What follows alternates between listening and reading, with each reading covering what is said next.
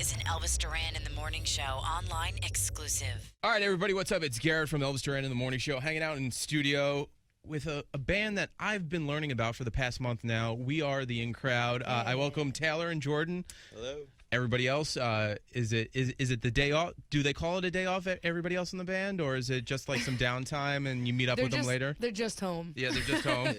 Yeah. Probably sleeping right now. Checking Facebook inboxes and stuff like that. Guys, welcome. Straight out of Poughkeepsie, New York. Who would have thunk that Poughkeepsie has some musical talent? Aside from Snooki, I wouldn't have known of anybody else coming out of Poughkeepsie. But I'm glad actually talent is coming out of Poughkeepsie. So congratulations. Thank you. I'm sure Snooki's has a record coming out soon or something. Sure enough, but we both know auto tune's involved. Right. So I mean, she's got slippers and a book. I'm sure she's got a record coming. Yeah, but you got the natural talent is what I'm getting at. So thank you. let's talk about We Are the In Crowd. You guys have been through a lot in only a few years. I mean, everything from a legal battle over the name to putting out records to touring all over the world, which I want to get to in a second too, because I'm interested about the culture of what punk rock is in Malaysia, which you guys are heading to at the end of the month. So we'll talk about that. But let's first talk about We Are the In Crowd.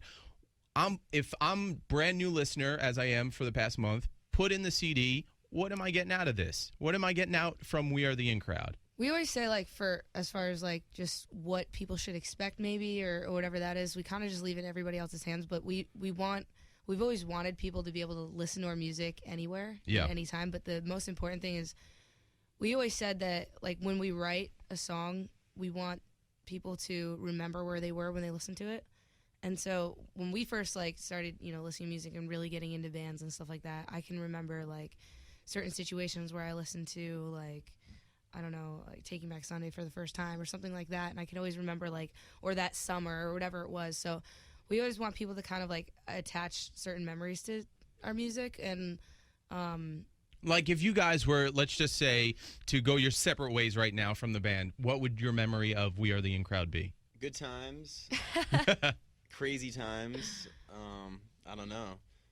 A lot of foreign countries, a lot of new experiences. Of regional food. A lot of regional fast food. That's what I would remember. Regional, of all the places. Yes. You can walk outside and get any fast food.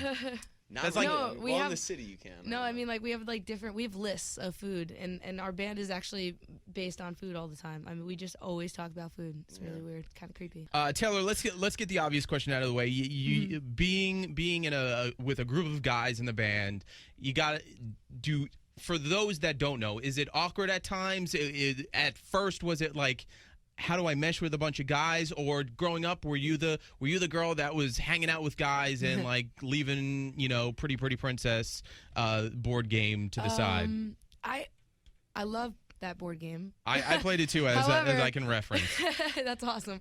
I mean, I was also, growing up, I was always the tomboy, but I mean, I had a fair share of, like, both sides of, like, I like to dress up sometimes, but I was still like, I want to play in the dirt, Of course. And so, being in this band, it's cool. I mean, they give me the freedom to be, like, a girl still, but still, like, they just kind of, I'm just another dude to them, really. Jordan, is it a big brother kind of thing with everybody in the band? Oh, yeah. that you look out for her best interest at all times? I mean, do you lock her in the stall on the bus and, don't let her out after, like, someone farts in there or something, or... Those kind of things definitely happen. When someone does that. Sometimes, like, when we were in the UK, every time I'd go to sleep in my bunk, I'd find, like, a different picture of, like, some guy, like a guy from another band. Like, they'd go through, like, the rock magazines and find, like, pictures of people, and they'd stick them in my bunk. So I'd go to sleep, and, like, this random dude's, like, staring at me, like, oh, hello. Where did this come from? It's like, thanks, who did guy. this? Yeah. All right. So with that, too, I'm always interested when people are like, oh, are you guys like Paramore, or is it kind of like a knock at you, or do you see it as, a compliment? I mean, you would take it as a compliment. However, the only time that we ever get upset or, like, kind of uncomfortable with the situation is if that is their first, assumption about us. Yeah. The first opinion is just kind of very shallow, like, oh, there's a girl, they must be like this. And then they ask you to cover the song. Right, exactly. So, I mean, if that's, like, the immediate thing, then it kind of gets a little bit uncomfortable, and you're just like, man, just kind of give us a chance. You kind of get upset about it, but we've never really had a lot of problems with that, especially because we have, the dual vocal thing going on, which really I think sets us apart. But tell me about "Kiss Me Again." How'd that come about? Kiss Me, the song just Yeah. Actually, we wrote that song to kind of draw the attention of our younger fan base, because it is a very general thing, like, oh, I met this person for the first time and I had my first kiss with them and I want to kiss them again, kind of very like relatable in that sense. So that was the original idea, but then I guess the song just kind of picked up in all different demographics, and we were like, well, whatever, I guess we'll just take kind of it. we'll go with it. So it's kind of funny how that happened. All right. Now we were talking at the end of the month. You guys are going to Malaysia. I've done traveling myself, but obviously not as much as you guys have with your music. What is it like? Is it the same as when you're playing downtown Manhattan as you are over? No. Where is the difference? What's so different about playing over in Malaysia versus playing here in the States? They're hungry in other countries for American bands. Like they, in the UK and everywhere we've gone outside of the US have been like they've just been so much more excited. And I don't think it's because of, it's not a personality thing. It's just because they're not used to it, and two, they're just, there's not as many bands in those places. Yeah, I don't see a lot of punk Malaysians coming out into the music and not scene. even that, just music in general. Like everybody in the States, everyone and their dog has a band or has a R&B project totally or whatever get that. it is. So, which is great, but it is a lot more competitive. So when you go to the other places, it's like, wow, like this is awesome, and it seems like a brand new thing to them, and it seems like something they can really attach to, because there's not 1,000 other bands like trying to grab their attention.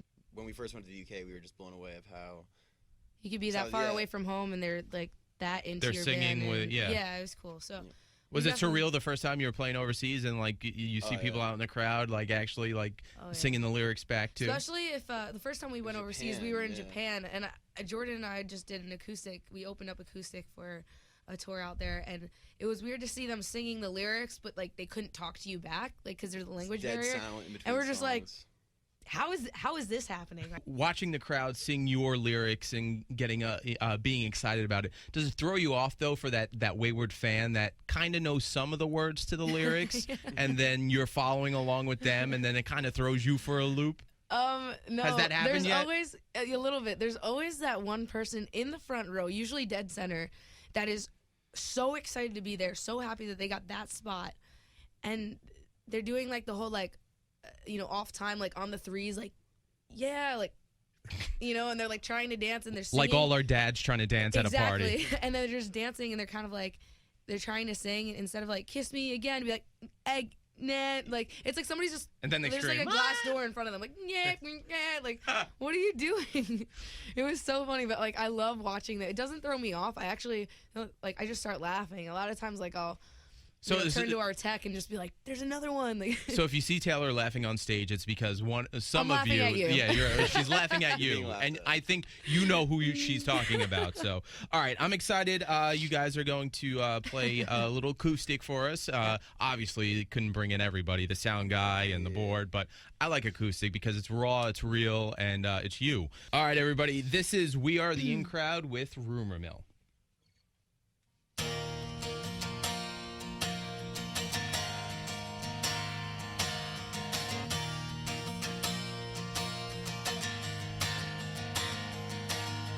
here we go again. It's like you're calling all the shots before I shoot them, and I hate that. Every time I turn my back, wonder what you'll say to make me sound like someone different. It's not worth it anymore. We've been picking up the pieces, leaving all the dust behind. Sick of all the pressure, you're just wasting time. And I don't ever wanna know what it feels like to be a shadow of myself. And I don't ever wanna come back down from this feeling. What makes you think that you know what's better for me? And I don't think you wanna see what's underneath the made up version of me.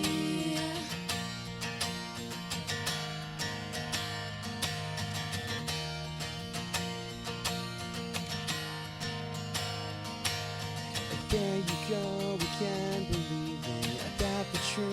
what you're reading. Talk some shit I haven't heard before.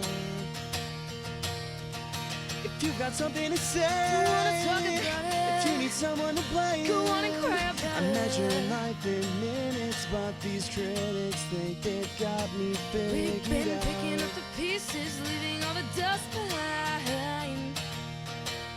Sick of all the pressure, you're just wasting time. And I don't ever wanna know what it feels like to be a shadow of myself. And I don't ever wanna come back down from this feeling. What makes you think that you know what's better for me? And I don't think you wanna see what's underneath the made-up version of me.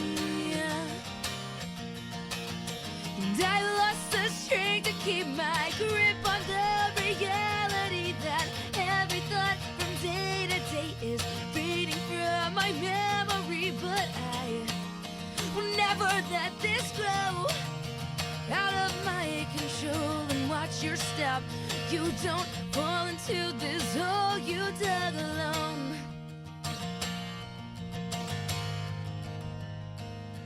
This hole you dug alone. And I don't ever wanna know what it feels like to be a shadow of myself. And I don't ever wanna come back down from this feeling. What makes you think that you know what's better for me? And I don't think you wanna see what's underneath your made-up version of me.